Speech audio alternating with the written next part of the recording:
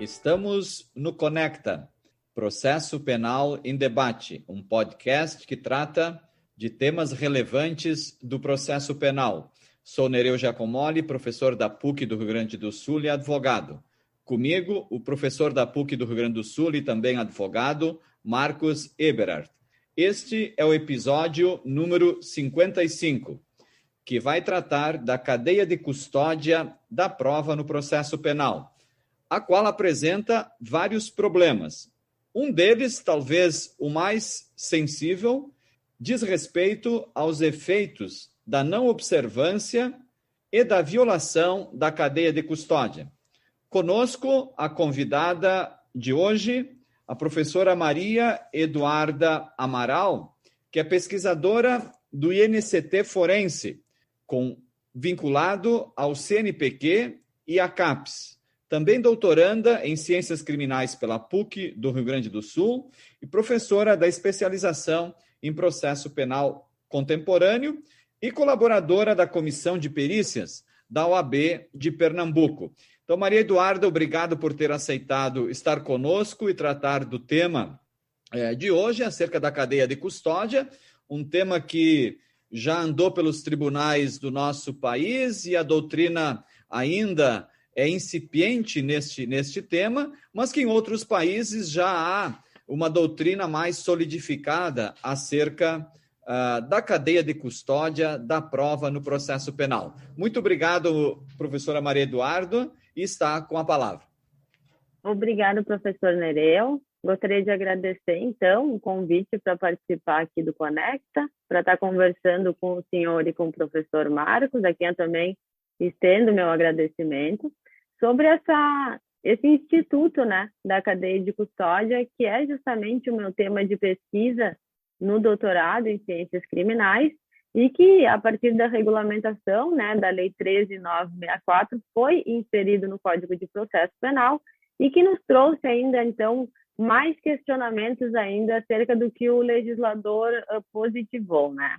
O que eu esbocei para trazer aqui, então, para conversar um pouco com vocês hoje, é basicamente sobre o que o professor Nereu expôs no começo, que é como vem sendo entendida essa violação da cadeia de custódia, seja a nível jurisprudencial ou doutrinário, em alguns países que tem uma regulamentação melhor dessa cadeia de custódia. Então, para que a gente possa entender, né, a cadeia de custódia ela é uma sucessão de eventos que estão concatenados e que cada um vai possibilitando, então, a viabilidade e o desenvolvimento do passo seguinte. Tem, então, como finalidade propiciar uma maior decisão, uma melhor decisão que reflete, então, um discurso mais coerente acerca dos fatos ou daquilo que pode ser, então, reconstruído, né, a partir de uma hipótese fática. Então, a finalidade é garantir uma cadeia de custódia segura, fiável e que tem como consequência direta essa rastreabilidade da fonte de prova, né, do elemento probatório que vai refletir, então, em uma sentença de melhor qualidade, tentando, pelo menos, afastar erros e arbítrios judiciários. É o que o professor Geraldo Prado trata muito bem no livro dele sobre a ideia do princípio da mesmidade, né, que foi, então, importado pelo professor Geraldo, mas foi descrito inicialmente pelo Tribunal Superior da Espanha, que é essa ideia de justamente aquele vestígio, aquela fonte de prova que foi coletada, seja em um local de crime, ou seja a partir de uma busca e apreensão, ou até em uma coleta na vítima, por exemplo, é o mesmo, né? Então, por isso o princípio da mesmidade é o mesmo tribunal na forma, né, de laudo pericial. A função dessa cadeia de custódia da prova pericial é assegurar, então, como eu já falei, de uma maneira fiável, a autenticidade dessa fonte de prova. Então, para que a gente possa, de fato, confiar nessa prova, porque a gente sabe, né, que apesar da prova pericial ter um grau um pouco maior de objetividade frente às outras provas do processo penal, a gente não pode fechar os olhos e sequer ter uma visão míope dessa prova pericial e acreditar que ela está posta como uma verdade, né? A gente precisa superar essa ideia de verdade científica e entender a fiabilidade da prova pericial, que foi descrita, então, a ideia de fiabilidade foi descrita por Popper, né? Que é justamente essa ideia de tu refutares uma ideia científica a partir do desenvolvimento dessa ciência. Então, a cadeia de custódia, ela vem para demonstrar que essa prova pericial é questionável, sim, e que essa prova pericial precisa de um controle mínimo para que a gente possa acreditar nessa prova, que a gente possa ter certeza que essa prova tem um controle minimamente seguro daquela fonte de prova. Então, o que a gente vai ver é que o Código de Processo Penal, né, não trouxe, a Lei 13.964, né, que introduziu a cadeia de custódia no Código de Processo Penal, não trouxe a consequência dessa violação. Então, hoje, no Brasil, a gente não sabe, por exemplo, se tiver uma ruptura da cadeia de custódia, qual a consequência processual disso. Existem duas doutrinas preponderantes, tanto no Brasil quanto no mundo, né? Que é a primeira doutrina, que tem como expoente aqui no Brasil o professor Geraldo Prado, é justamente que uma ruptura na cadeia de custódia gera uma prova ilícita, e em sendo uma prova ilícita, ela não pode ser admitida no processo. A segunda linha, a segunda doutrina, seria então aquela que tem como expoente no Brasil o professor Gustavo Badaró, e que trata, então, acerca da possibilidade de valoração a depender do grau de quebra, digamos. Ou seja, em uma violação da cadeia de custódia um pouco mais severa, o juiz teria que fundamentar o uso daquela prova ou a sua decisão de maneira mais aprofundada. Então, essas são as duas principais doutrinas. Tem também uma outra que trata como se a prova pericial, a violação da cadeia de custódia da prova pericial pudesse gerar uma nulidade, mas essa é uma doutrina mais minoritária. O que a gente vai ver é que a jurisprudência estrangeira vem demonstrando que não necessariamente uma ruptura vai gerar uma ilicitude probatória. A doutrina espanhola, vários livros da doutrina espanhola, a professora Carmen Figueroa Navarro, Ana Sanches, elas tratam, a partir do desenvolvimento das decisões do Tribunal Supremo da Espanha, justamente essa ideia de que não necessariamente uma violação da cadeia de custódia vai gerar uma ilicitude probatória. Na decisão de número 676 de 2016 da Espanha, do Tribunal Supremo da Espanha, o tribunal, inclusive, vai dizer que não é qualquer ruptura ou qualquer motivo que ensejaria uma quebra da cadeia de custódia que gera, então, uma ilicitude da prova. E, inclusive, eles vão descrever que não se pode presumir que as atuações judiciais e policiais sejam ilegítimas e irregulares e vulneradoras de direitos fundamentais.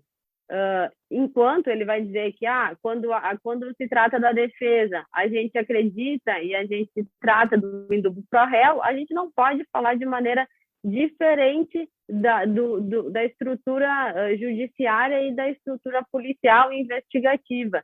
E essa ideia, justamente, ela vai de encontro ao princípio da desconfiança, que é descrito pelo professor Geraldo Prado e desenvolvido por Dutti, que é justamente essa ideia de se desconfiar de que aquela fonte de prova, né, não necessariamente reflete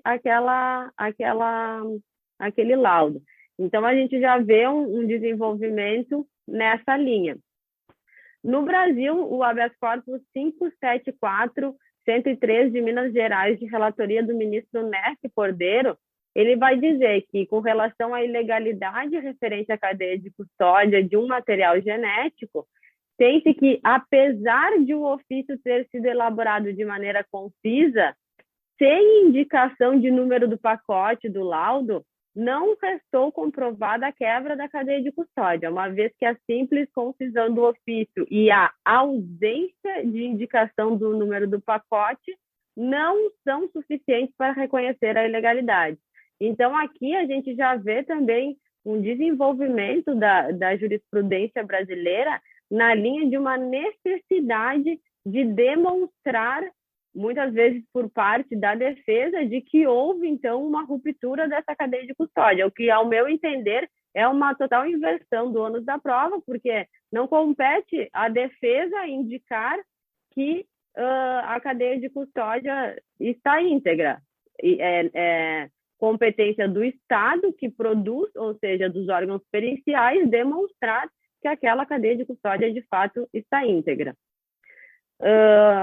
O México, por exemplo, eles têm uma legislação que eles falam de maneira clara na lei, no Código Nacional de Procedimentos Penais, no artigo 228, ele vai falar sobre a responsabilidade da cadeia de custódia no México, e está colocado de maneira explícita.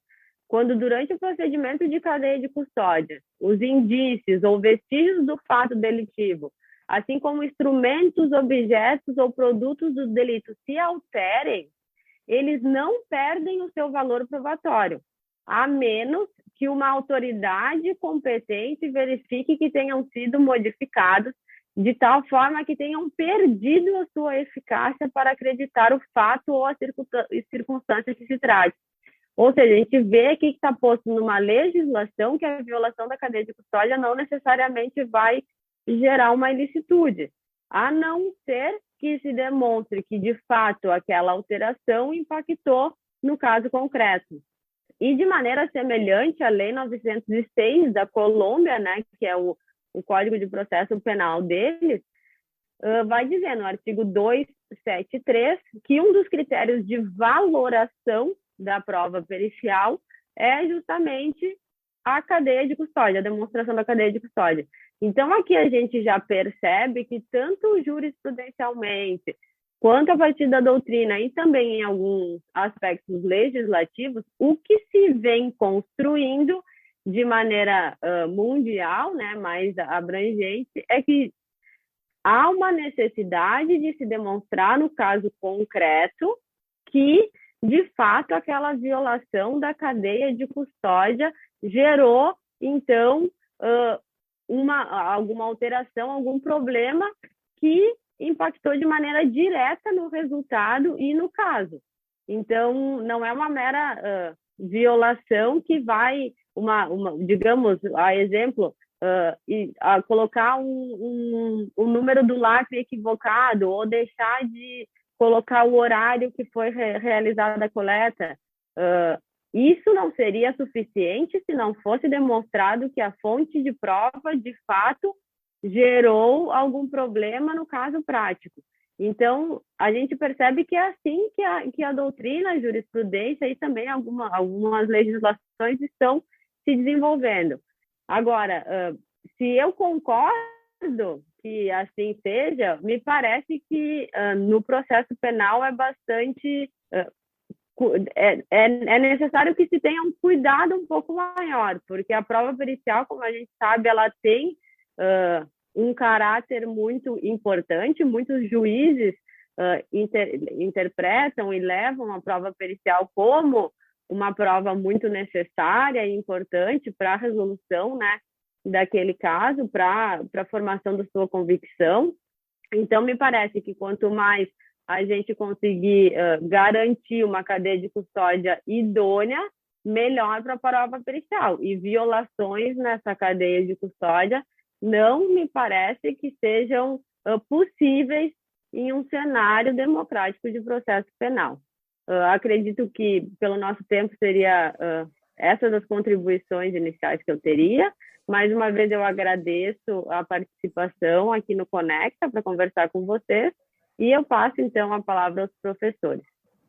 Obrigado, professora Maria Eduarda. Maria Eduarda, que é professora da especialização em Direito Processual Penal Contemporâneo da UX e BRASP, também é doutoranda do Programa de Pós-Graduação em Ciências Criminais da PUC, e lá no programa tem como objeto de pesquisa justamente a cadeia de custódia da prova pericial. Esse tema que ondula bastante no processo penal, não só fora do Brasil, mas principalmente dentro do Brasil.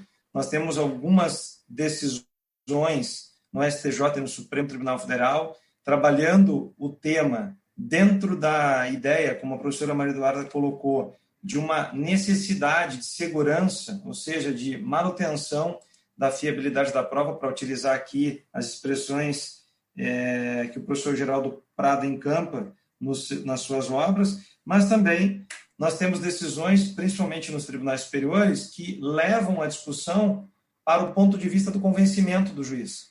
Ou seja, será que aquele equívoco, e muitas vezes as decisões elas apontam que houve uma irregularidade efetivamente, mas será que aquele equívoco efetivamente trouxe um prejuízo? E aí já mistura a teoria das invalidades, já mistura a ilicitude da prova e já não sabemos mais do que nós estamos falando.